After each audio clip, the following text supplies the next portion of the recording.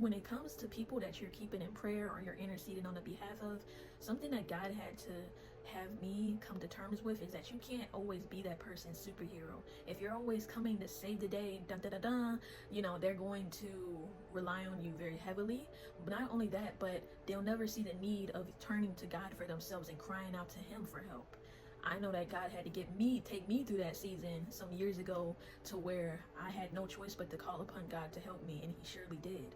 And it created it deepened my walk with God, because I saw Him in a different way, and I started getting closer to Him through the hardship and the trials. So now when I look back, I'm able to see God brought me back. He brought me from that place I once was at, and now I'm here.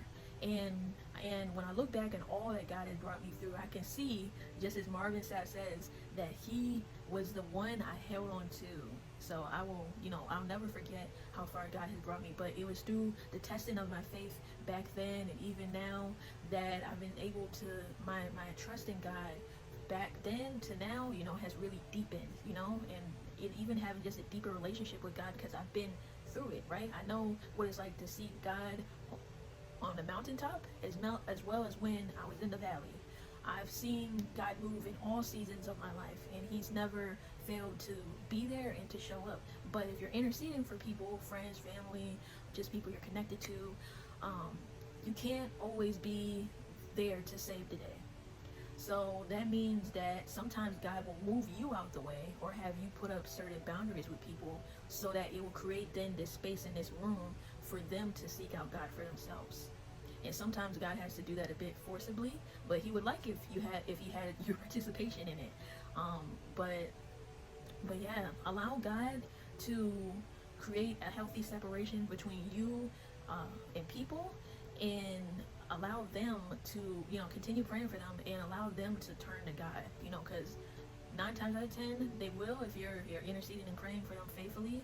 Doesn't matter how long it's been, those people, I've seen it time and time again, those people will eventually turn to God. As soon as you get out of the way, God can start to answer your prayer requests concerning them.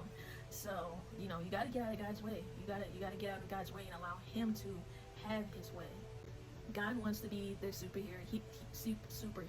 He wants to be the one that they turn to, right? He wants to be the one they put first above all else.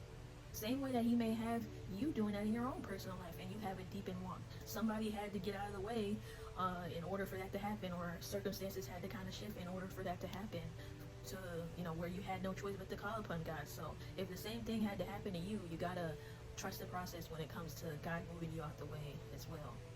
You have to trust that God knows what He's doing, and it's not His first rodeo. He knows more so what that person needs versus you do. He knows us like the back of His hand. So we have to trust that He knows best, and trust the process of whatever that looks like.